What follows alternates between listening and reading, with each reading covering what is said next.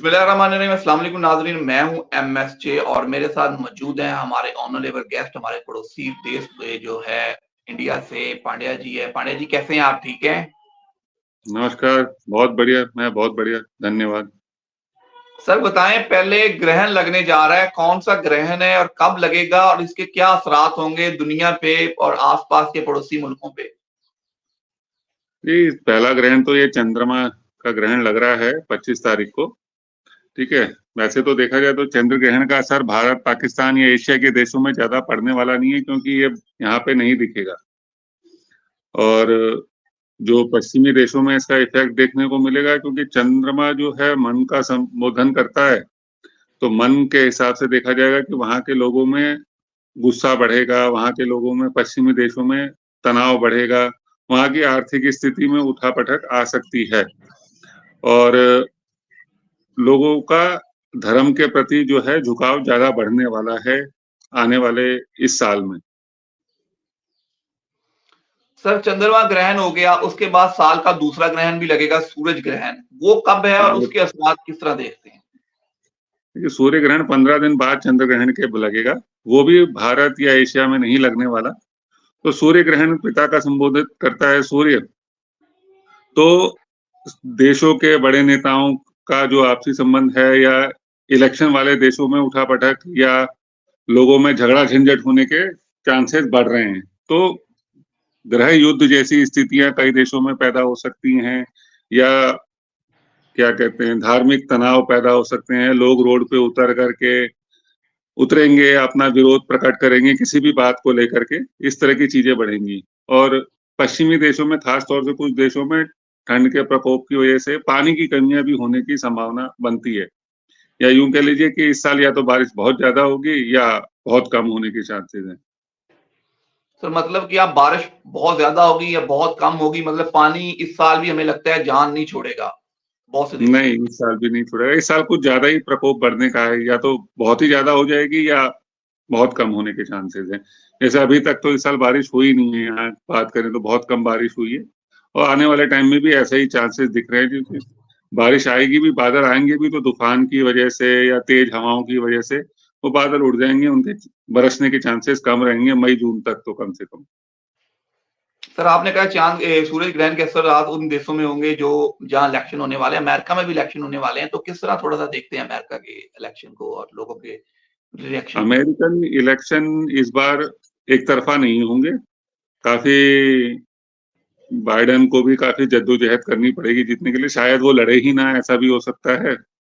और वहाँ के बड़े नेताओं में या बड़े लोग जो सक्षम लोग हैं, ताकतवर लोग हैं, उनके ऊपर ज़्यादा तनाव रहने वाला है इस चीज़ का या उनका मानसिक तनाव बढ़ने वाला है क्योंकि शायद देश की आर्थिक स्थिति में उथल-पुथल आए और वहाँ के लोग अपनी सरकार से आर्थिक रूप में सैटिस्फाई ना हो पाएँ, इस वजह से सरकार तो बदलेगी अमेरिका। सर इस पिछले साल से पूरी दुनिया में महँगाई का एक नया तूफ़ान बरपा हुआ है। क्या देखते हैं दुनिया को, पाकिस्तान को, इंडिया को जो तूफ़ान है महँगाई का, कहीं थमता हुआ नज़र आ रहा है? अभी तो कुछ थमता हुआ नहीं नज़र आएगा, जब तक रशिया और यूक्रेन का युद्ध नहीं थम जाता, जब तक कुछ नहीं शांत होने वाला। क्योंकि रशिया जो तेल का सप्लाई करता है, वो नहीं हो पा रहा। टेक्निकल रूप से देखा जाए तो इस कारण से महँगाई बढ़ रही है, लेकिन इसमें जो ग्रहों का हस्तक्षेप है, उसमें सिर्फ सूर्य ग्रहण या चंद्र ग्रहण का नहीं है। मेन चीज़ है शनि का, क्योंकि शनि देव जो हैं अपने खुद के घर में बैठे हैं, अभी 1 साल और है, अगल 2025 जून तक। तो वो दंड देने में काफ़ी ज़्यादा सक्षम हैं। न्याय प्रिय ग्रह हैं, तो दंड देने में सक्षम हैं। तो उसकी वजह से लोगों ने जो प्रकृति के साथ खिलवाड़ किया है इंसानों ने, तो वो सब चीज़ें सुधारने में लगे हुए हैं और सुधारेंगे तो थोड़ा तो बदबू आएगी, जब नाली साफ करते हैं तो बदबू ज़्यादा आती है। तो जब सुधार करेंगे वो तो लोगों को तो परेशानी होगी। सर अगर आप थोड़ी-सी बात हम करें इमरान खान का बर्थ चार्ट आपने दोबारा देखा होगा, किस तरह देखते हैं उनके बर्थ चार्ट को? रिहाई तो पिछले साल से हम लगे हुए हैं कि नहीं हुई, इलेक्शन हुँ, हो गया, इलेक्शन में उनकी जमात जीत भी गई, दोबारा असेंबली भी आ गई। आगे किस हुँ। तरह देखते हैं उनके बर्थ चार्ट को? देखिए, लास्ट टाइम आपने मुझसे पूछा था कि इमरान खान या कौन थे उनके भाई? शहबाज शरीफ के भाई कौन शहबाज थे? नवाज़ शरीफ के नहीं? भाई शहबाज शरीफ। हाँ, तो वो प्रधानमंत्री बनेंगे या नहीं बनेंगे, तो मैंने दोनों का ही मना करा था और मुझे उम्मीद थी कि कोई नया चेहरा आएगा, लेकिन शहबाज शरीफ आए, वो इतना अनुभवी नहीं लगते मुझे। इनका चार्ट मेरे सामने खुला है शहबाज शरीफ का, वो इतने अनुभवी नहीं लगते पॉलिटिक्स में। ठीक है, वो थोड़े अभी कच्चे हैं पॉलिटिक्स को मैनेज करने में, क्योंकि उनका सूर्य तो सनी के साथ बैठा है। वो थोड़े कड़क डिसीजन लेने वाले व्यक्ति लगते हैं, डिप्लोमेसी नहीं है उनमें उतनी। तो अगर बात करें इमरान खान की, मुझे उम्मीद थी कि जनवरी-फरवरी तक उनकी रिहाई हो जानी चाहिए थी। लेकिन जो भी कारण रहा, वो नहीं हो पाई रिहाई, जीतने के बाद भी नहीं हो पाई और जीतने के बाद उनकी पार्टी को हरा दिया गया। तो अभी तो ये स्थिति ऐसी की ऐसी ही चलती हुई दिख रही है सितंबर तक कम से कम। शहबाज शरीफ की कुंडली के हिसाब से भी वो कोई अभी चेंज नहीं करने वाले, अभी वो खाली देश की ग्रोथ के ऊपर फोकस करने वाले हैं और कुछ ग कठिन डिसीजन लेने वाले हैं, कुछ कड़क डिसीजन लेने वाले हैं अपनी देश की आर्थिक स्थिति को बैलेंस करने के लिए। हालाँकि काफ़ी हद तक वो उसमें सफल भी होते हुए नज़र आ रहे हैं, क्योंकि शनि और सूर्य का योग उनकी कुंडली में बना है और केतु और राहु की अंतर्दशा चल रही है। तो सफल होते हुए नज़र तो आ रहे हैं, लेकिन पूर्ण सफलता अभी नहीं मिलेगी, अभी थोड़ा उनके घर में मतलब पाकिस्तान में भी काफ़ी विरोध उन्हें झेलने को मिलेगा और अपने सहयोगियों का उतना सपोर्ट नहीं मिलेगा, क्योंकि कुछ लोग और चाहते हैं कि वो प्रधानमंत्री बन जाएँ, शहबाज शरीफ को हटा दें। सर, आपने कहा कि कुछ लोग और चाहते हैं, तो मतलब ये है कि ये असेंबली कायम रहेगी, लेकिन कोई नया चेहरा शहबाज शरीफ की जगह प्राइम मिनिस्टर आ सकता है। तो मैं तो पहले भी यही कह रहा था और अभी भी मुझे चांसेस यही लगते हैं कि उनके कुछ कड़क डिसीजन की वजह से, कुछ कठिन डिसीजनों की वजह से आने वाले टाइम में उनके अपनी पार्टी में काफ़ी विरोधी पैदा होंगे और प्राइम मिनिस्टर चेंज हो जाएगा। अब ये 1 साल में होगा या 1.5 साल में होगा, लेकिन चांसेस बनते हैं इस बात के। हो सकता है इस सितंबर के बाद या इस अक्टूबर के बाद, 2024 अक्टूबर के बाद ये सिम्पटम्स दिखने लगें कि उनका विरोध मार्केट में ओपनली दिख रहा है। सर, प्राइम मिनिस्टर चेंज हो जाएगा सितंबर तक। आपने कहा कि खान साहब की जो अभी जिस पोजीशन में है उसमें रहेंगे। बर्थ चार्ट से आपको लगता है सितंबर के बाद वो आके मजीद मजबूत होंगे, जो जेल काटी है उसके बाद?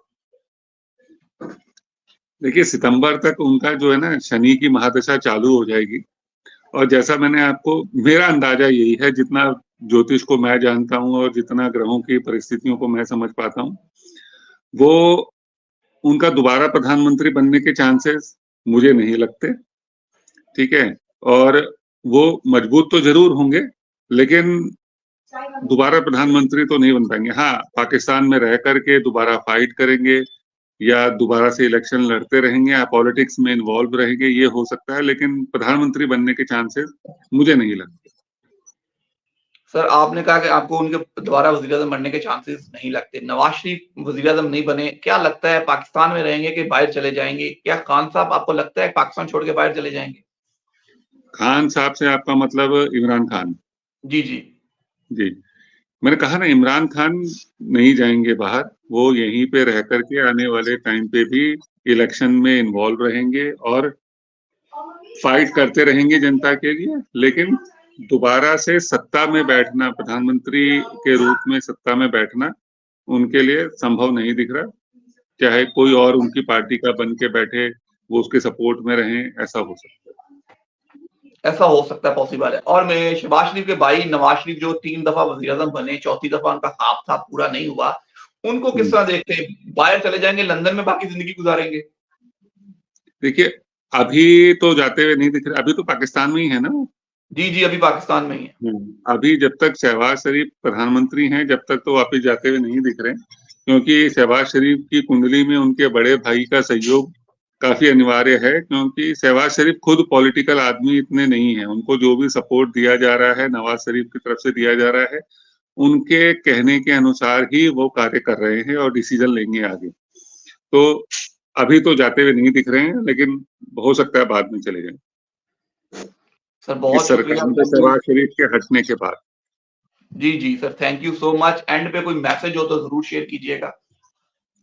जनता को मैं यही कहूँगा, प्रकृति के साथ खिलवाड़ ना करें, पानी को बचाएँ, हवा पॉल्यूशन को बचाएँ और एक दूसरे को पे विश्वास करना सीखें और जितनी ही प्यार से, मोहब्बत से रहेंगे, वो बहुत ज़रूरी है।